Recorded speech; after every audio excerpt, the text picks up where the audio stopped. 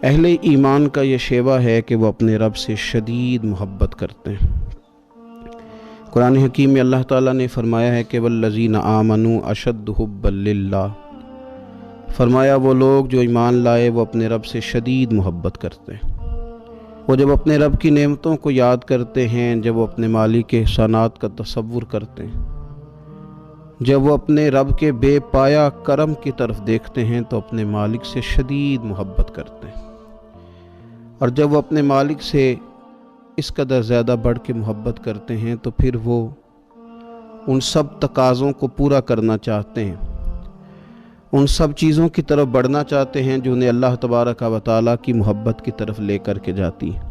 اللہ تبارک و تعالیٰ چونکہ اپنے بندوں کی طلب سے آگاہ ہے، اپنے بندوں کی پیاس کو جانتا ہے، ان کے دلوں میں اس کی طرف بڑھنے کا جو جذبہ ہے، اس جذبے سے مالک پوری طرح نہ صرف آگاہ ہے بلکہ اپنے کرم سے اس کی تسکین بھی فرماتا ہے۔ تو اللہ تبارک و تعالیٰ نے وہ سارے راستے ہمیں عطا فرمائے جو رب کریم کی محبت کی طرف ہمیں لے جاتے ہیں اور اس کی محبت کی لذت ہمارے دلوں کے اندر پیدا کرتے ہیں۔ جب اہل ایمان اللہ سے بڑھ چڑھ کے محبت کریں اور اپنے مالک کی طرف وہ سب سے زیادہ اپنے قدموں کو، اپنے دلوں کو، اپنی توجہ کو بڑھائیں، تو انہیں کچھ کام ایسے ہیں جو زیادہ کرنے چاہیے۔ ان کاموں میں سے ایک بڑا کام یہ ہے کہ وہ اپنے رب کی عبادت کریں۔ عبادت تو رب کے ہر حکم کو تسلیم کر لینے کا نام ہے، لیکن ہمارے ہاں عبادت کا تصور اکثر نماز کے لیے لیا جاتا ہے۔ قرآن حکیم میں اللہ تعالیٰ نے ارشاد فرمایا یا ایھا الناس اعبدوا ربکم الذی خلقکم والذین من قبلکم لعلکم تتقون، فرمایا لوگوں اپنے رب کی عبادت کرو جس نے تمہیں پیدا کیا اور تم سے پہلے لوگوں کو پیدا کیا، اور اس امید پر اپنے رب کی عبادت کرو کہ لعلکم تتقون، تاکہ تم پرہیزگار بن جاؤ۔ اپنے مالک کے حضور اپنی پیشانی کو جھکا دینا عبادت انتہائی درجے کی عاجزی کو کہتے ہیں۔ اپنی پیشانی کو، اپنے ناک کو، اپنے پورے وجود کو اپنے مالک کے حضور انتہائی عاجزی کے ساتھ جھکا دینا، اور ساری بلندیاں اور ساری رفعتیں اور ساری عظمتیں رب ہی کی تسلیم کرنا، اس کا نام عبادت ہے۔ اللہ کے حضور جب رب کریم کا بندہ اپنے آپ کو جھکا دیتا ہے اور اس کے حضور وہ انتہائی عاجزی کرتا ہے، تو اس کا معنی یہ ہے کہ وہ اپنے رب کی عبادت کر رہا ہے۔ رسول کائنات صلی اللہ تعالیٰ علیہ وسلم نے مختلف چیزوں کو مختلف مواقع پر ہمارے لیے بیان کر کے ہمارے دلوں میں ان چیزوں کی محبت بڑھائی۔ اس رمضان المبارک میں خاص کر کے ہمیں ان چیزوں پر توجہ کرنی ہے۔ میری نظر میں وہ 4 چیزیں ہیں، اگرچہ ان کو اور بھی بہت ساری چیزوں پر تقسیم کیا جا سکتا ہے، اور بھی کئی چیزیں اس میں شامل کی جا سکتی ہیں، لیکن اہم چیزیں 4۔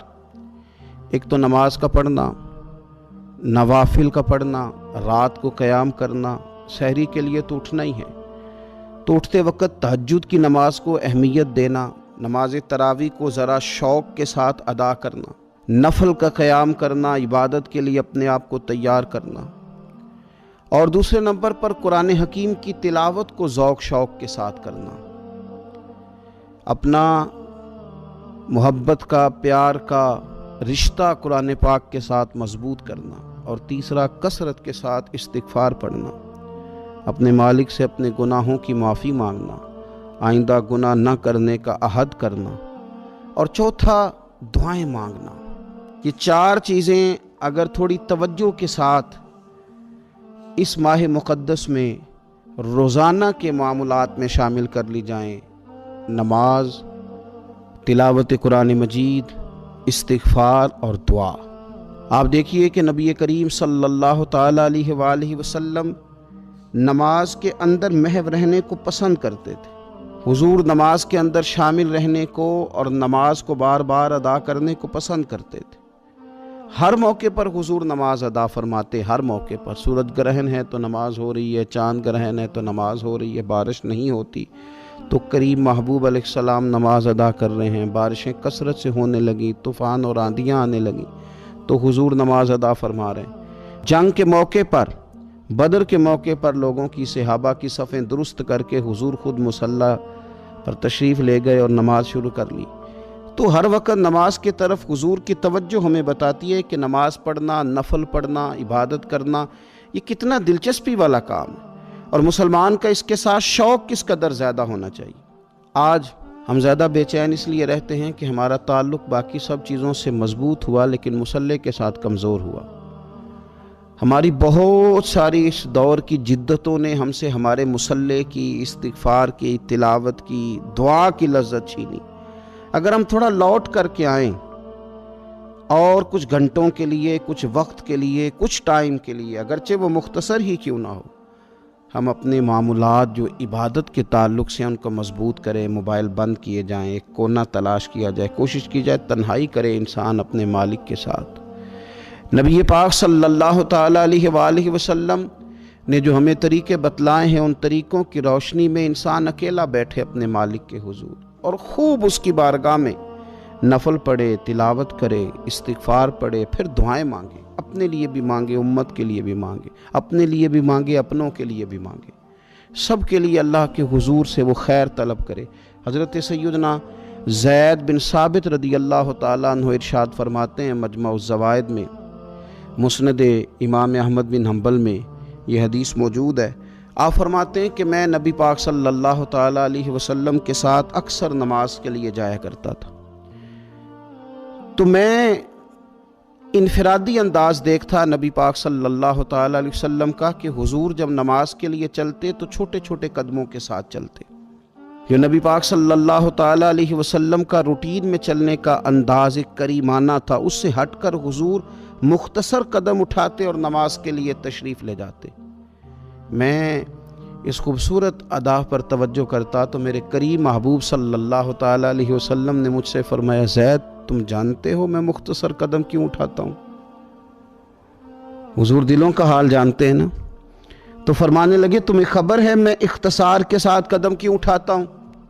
अर्ज़ की, या रसूल अल्लाह सल्लल्लाहु ताला अलैहि वसल्लम करम नवाजी फरमाइए, बता दीजिए। तो हुजूर फरमाने लगे कि जब तक इंसान नमाज की तलब में रहता है ना, वो नमाज ही में रहता है। वो जब नमाज की तलब में होता है तो नमाज ही में होता है। तो मैं छोटे छोटे कदम उठाता हूँ, ज़रा आहिस्ता चलता हूँ, ताकि जितना वक्त तलबे नमाज में हो वो नमाज ही में गुजरे। ज़िक्र हबीब कम नहीं वस्ले हबीब से, महबूब का ज़िक्र भी उससे मुलाकात ही होता है। तो ये जो सफ़र है ना नमाज के लिए जाने का, मैं चाहता हूँ कि ये ज़रा लंबा हो जाए, इसमें ज़रा वक्त मिले ताकि मालिक के साथ मैं जुड़ा रहूँ, मेरा ताल्लुक़ मजबूत रहे। तो सरवर कायनात सल्लल्लाहु ताला अलैहि वसल्लम की जो ख़ास दिलचस्पी है नमाज के साथ, नफल के साथ, इबादत के साथ, हुजूर सल्लल्लाहु अलैहि वसल्लम ने इरशाद फरमाया, मुस्लिम शरीफ में हदीस मौजूद है, फरमाया अल्लाह ताला के बंदा सबसे ज़्यादा करीब पता कब होता है? पहले तो ज़रा इन लफ्ज़ों का हुस्न ही मुलाहिज़ा करें कि बंदा और रब के करीब, बंदा और अपने मालिक के करीब।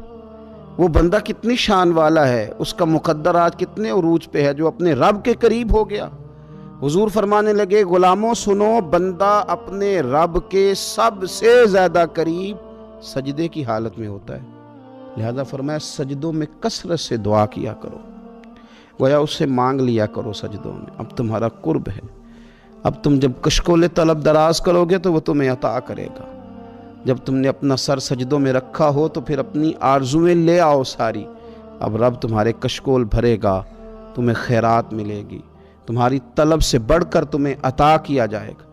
तो इबादत के साथ जब आपका ताल्लुक़ होता है तो आप कुर्ब इलाही में होते हैं, अल्लाह के करीब चले जाते हैं। शर्त यह है कि थोड़ी देर भूल जाएं मोबाइल को, थोड़ी देर छोड़ दें दुनियादारी के ख्यालात, थोड़ी देर वो एक दिन छोड़ के सारा कुछ भी तो जाना है ना अल्लाह के हुजूर। तो आज भी अगर कुछ कुछ वक्त के लिए तर्क किया जाए, इस्लाम में रहबानियत नहीं, लेकिन हुजूर तहज्जुद की नमाज पढ़ते थे, हुजूर एतिकाफ करते थे, गारे हिरा में वक्त गुजारा नबी पाक अलैहिस्सलाम। कुछ वक्त तो ऐसा हो जो इंसान अपने रब के साथ गुजारे, अल्लाह के साथ अपने ताल्लुक़ को वो मजबूत करे। देखिए हज़रत सैयदना यूसुफ बिन अब्दुल्ला बिन सलाम रदी अल्लाह ताला अन्हु, हज़रत अब्दुल्ला बिन सलाम रदी अल्लाह ताला अन्हु मारूफ सहाबी रसूल صلی اللہ تعالیٰ علیہ وسلم کے صاحبزادے ہیں۔ یہ حضرت ابو درداء رضی اللہ تعالیٰ عنہ سے ملنے کے لیے تشریف لے گئے۔ فرماتے ہیں کہ جب میں ان سے ملنے کے لیے گیا تو وہ شدید علیل تھے، حضرت سیدنا ابو درداء رضی اللہ تعالیٰ عنہ بڑے جلیل القدر صحابی ہیں اور بڑے صاحب الرائے آدمی ہیں۔ حضرت عمر فاروق رضی اللہ تعالیٰ عنہ اکثر ان سے مشورہ لیا کرتے تھے۔ فرماتے ہیں میں جب ان سے ملنے کے لیے گیا تو وہ سخت بیمار تھے اور اسی بیماری میں ان کا وصال ہوا۔ میں ان سے ملنے گیا تو وہ مجھ سے کہنے لگے کہ بھتیجے، حضرت عبداللہ ابن سلام کے بیٹے ہیں نا یوسف بن عبداللہ، تو وہ چونکہ ان کا دوستانہ تھا، کہنے لگے بھتیجے تم اس شہر میں کس طرح آئے؟ تو جناب یوسف بن عبداللہ کہتے ہیں میں نے عرض کی کہ آپ کا میرے والد کے ساتھ جو تعلق تھا، جو دوستانہ تھا، اس تعلق نے مجھے مجبور کیا کہ میں آپ کی تیمارداری کروں۔ تو فرماتے ہیں میں تو تیمارداری کرنے گیا تھا، ان کا حال پوچھنا تھا، لیکن یہ لوگ جو حضور کے دین کی تبلیغ کے لیے جذبات رکھتے تھے اور ایک دوسرے کو اللہ کی جانب متوجہ کرنے کا جو جذبہ رکھتے تھے، وہ بڑا انوکھا ہے۔ ایک شخص تیمارداری کرنے گیا ہے تو حضرت سیدنا ابو درداء رضی اللہ تعالیٰ عنہ فرمانے لگے بھتیجے میں اس وقت اس کیفیت میں ہوں کہ جھوٹ بولنا بہت برا ہے، یعنی جھوٹ بول ہی نہیں سکتا کہ اس بیماری میں ہوں کہ جس میں مجھے لگتا ہے کہ میں دنیا سے چلا جاؤں گا۔ فرمانے لگے اللہ کی قسم میں نے خود رسول پاک صلی اللہ علیہ وسلم سے سنا ہے کہ جو شخص اچھے طریقے سے وضو کرے، وہ تیمارداری کرنے آئے اور یہ ان کو نماز کی طرف، عبادت کی طرف مائل کر رہے ہیں۔ فرماتے میں نے خود حضور صلی اللہ علیہ وسلم سے سنا ہے کہ جو شخص اچھے طریقے سے وضو کرے پھر 2 رکعتیں نماز پڑھ لے یا 4 رکعتیں نماز پڑھ لے، اخلاص کے ساتھ پڑھے، اچھا وضو کرے، 2 رکعتیں پڑھ لے یا 4 پڑھ لے، یعنی 2 نفل ادا کرے یا 4 کر لے، اور پھر وہ خلوص کے ساتھ اپنے رب سے مغفرت طلب کرے تو اللہ اس بندے کی بخشش فرما دے گا۔ یہ میں نے سنا ہے حضور سے، یہ میں نے خود سنا ہے۔ مرض وصال میں سیدنا ابو درداء رضی اللہ تعالیٰ عنہ اس کو بیان کرتے ہیں۔ تو رمضان المبارک کے اندر ہمیں موقع ملتا ہے نماز پڑھنے کا، نماز تراویح کا، رات کی قیام کا موقع میسر آتا ہے۔ ایک تو عشاء کے بعد موقع ملا تراویح پڑھنے کے، ایک یہ کہ ہم کو سحری میں اٹھنا ہے، اور تہجد کی وہ خاص فضیلتیں جو عام دنوں میں کئی دفعہ مشکل ہوتی ہیں، وہ اٹھنا تو ہے۔ اگر تھوڑا سا 10 منٹ پہلے اٹھا جائے، وضو کیا جائے، اچھے طریقے سے کچھ نوافل ادا کر لیے جائیں، پھر سحری کے معاملات میں مشغول ہوا جائے۔ نبی پاک صلی اللہ تعالیٰ علیہ وآلہ وسلم ارشاد فرماتے ہیں، یہ ترمذی شریف کی حدیث ہے، حضور علیہ الصلوۃ والسلام نے ارشاد فرمایا کہ رات کا قیام اپنے اوپر لازم کر لو۔ اگرچہ یہ لازم کرنا یہ استحبابی حکم ہے، حضور صلی اللہ تعالی وسلم نے اسے فرض قرار نہیں دیا، لیکن حضور شوق دلاتے ہیں۔ فرمایا رات کا قیام، رات کا قیام، ساون کی کالی راتوں میں جب بوندا باندی ہوتی ہے، وہ راتوں کو اٹھ اٹھ روتے ہیں جب خلقت ساری سوتی ہے۔ اور حضرت میاں صاحب رحمۃ اللہ علیہ نے فرمایا تھا کہ رات پوے تے بے دردانو نیند پیاری آوے تے درد مندانو یاد سجن دی ستیاں وی آن جگاوے۔ فرمایا رات کا قیام، حضور سید عالم صلی اللہ تعالی علیہ وسلم فرماتے ہیں رات کا قیام اپنے اوپر لازم کر لو، اس لیے کہ یہ رات کا قیام تم سے پہلے نیک لوگوں کا طریقہ ہے، اور یہ تمہارے لیے قرب خداوندی کا باعث ہے، یہ تمہیں اللہ کے قریب کر دے گا۔ اور حضور صلی اللہ تعالی علیہ وسلم فرمانے لگے یہ رات کا قیام تمہاری برائیوں کو مٹا دے گا اور یہ تمہیں گناہوں سے روک لے گا، گویا رب کریم تمہیں معافی عطا فرمائے گا، یہ تمہارے لیے بخشش کا ذریعہ بن جائے گا۔ یہ برائیوں کو مٹانے والا ہے رات کا قیام، یہ گناہوں سے روکنے والا ہے رات کا قیام۔ تو نماز کی طرف خاص توجہ کریں۔ اسی طرح کا معاملہ تھوڑا سا ہمیں ذوق کے ساتھ قرآن پاک کی تلاوت کے ساتھ اپنے آپ کو وابستہ کرنا چاہیے۔ بہقی شریف میں حدیث ہے، نبی پاک صلی اللہ تعالیٰ علیہ وسلم نے فرمایا میری امت کی سب سے افضل عبادت تلاوت قرآن ہے، سب سے افضل عبادت تلاوت قرآن۔ اور حضور صلی اللہ تعالیٰ علیہ وسلم فرماتے ہیں قیامت کے دن قرآن پڑھنے والے سے کہا جائے گا تو پڑھ، تو جتنی آیتیں پڑھتا جائے گا رب تیرے اتنے درجے بلند کرتا جائے گا۔ تلاوت قرآن کے ساتھ خاص ذوق، رمضان شریف کے اندر گھروں کے اندر اگر قرآن پاک کی تلاوت کی جائے، ہم دیکھتے تھے جب دیہاتوں میں ہوتے تھے تو گھر کے اندر بڑا ذوق ہوتا تھا قرآن پاک کی تلاوت کا۔ بہن بھائی ایک دوسرے سے پوچھتے تھے تیرا کون سا سپارہ ہے، تو وہ کہتے تھے میں کیوں بتاؤں، تو بتا تیرا کون سا ہے۔ کیوں؟ اس لیے کہ ایک شوق ہوتا تھا کہ ایک دوسرے سے آگے بڑھنا۔ تو نبی پاک صلی اللہ تعالیٰ علیہ وسلم نے فرمایا دنیا میں قرآن مجید پڑھتا تھا، اس سے قیامت کے دن بھی کہا جائے گا کہ اب تو پڑھنا، تو وہ جتنی آیات پڑھے گا رب اس کے اتنے درجے بلند کرے گا۔ تو رمضان شریف کے اندر خاص ذوق قرآن مجید کی تلاوت کا۔ پھر اسی طرح کا معاملہ استغفار کے ساتھ، نفل پڑھے جائیں، تلاوت کی جائے، اور پھر استغفار کثرت سے پڑھا جائے، استغفار کثرت سے پڑھا جائے۔ نبی پاک صلی اللہ تعالیٰ علیہ وسلم کا محبوب وظیفہ استغفار پڑھنا، اللہ کے حضور توجہ کرنا، توبہ کرنا۔ حضور تو معصوم ہے، نبی پاک تو معصوم عن الخطا، حضور سے تو معاذ اللہ کوئی گناہ سرزد ہوتا ہی نہیں، اور انبیاء کے بارے میں جو کوئی ایسے نظریات رکھے وہ گمراہ ہے۔ لیکن حضور صلی اللہ تعالیٰ علیہ وسلم نے فرمایا لوگو، یہ بخاری مسلم میں حدیث ہے، فرمایا لوگو اللہ تبارک و تعالیٰ کی بارگاہ میں توبہ کرو، بخشش طلب کرو۔ حضور فرماتے ہیں میں دن میں 100 مرتبہ اپنے رب کی بارگاہ میں توبہ کرتا ہوں۔ حضور تو معصوم ہے۔ یہ توبہ کس لیے ہے؟ یہ تعلیم امت کے لیے، یہ ہمیں سمجھانے کے لیے، یہ ہماری توجہ دلانے کے لیے، یہ بتانے کے لیے ہے کہ یہ استغفار درجات کو بلند کرتا ہے۔ اللہ کی طرف رجوع کرنے کے لیے کثرت کے ساتھ استغفار کی جائے، اپنے رب سے معافی مانگی جائے۔ ہم انسان ہیں، کچھ غلطیاں نہ چاہتے ہوئے بھی ہو جاتی ہیں، بہت کوشش کے باوجود کچھ چیزوں پر کنٹرول نہیں رکھ پاتے، ہم سے سرزد ہو جاتی ہیں۔ رمضان کی ساعتوں میں، صبحوں میں، شاموں میں، سحری میں، افطار میں، تراویح میں، تہجد میں اگر اللہ کے حضور استغفار کی جائے، اللہ کے حضور استغفار کی جائے۔ مسند امام احمد بن حنبل میں حدیث ہے، حضور صلی اللہ تعالیٰ علیہ وسلم فرماتے ہیں، اور یہ حدیث اتنی زیادہ انسان کو خوشی دیتی ہے اور رب کی رحمت کو بندے کے اتنا قریب کر دیتی ہے، اتنا اللہ کے قریب کر دیتی ہے کہ انسان جھوم اٹھتا ہے۔ کبھی اس حدیث کے جملوں پر غور کریں، نبی پاک صلی اللہ تعالیٰ علیہ وآلہ وسلم کس طرح رب کی رحمت ہمارے سامنے بیان کرتے ہیں، اور جب حضور اپنی زبان نور سے بیان کرتے ہیں پھر تو یوں لگتا ہے کہ روح کی گہرائیوں تک بات چلی گئی۔ حضور سید عالم صلی اللہ تعالیٰ علیہ وسلم فرماتے ہیں شیطان نے رب کریم کی بارگاہ میں یہ کہا تھا کہ اے مالک مجھے تیری عزت کی قسم، جب تک ان لوگوں کے جسموں میں روح رہے گی میں انہیں گمراہ کرتا رہوں گا۔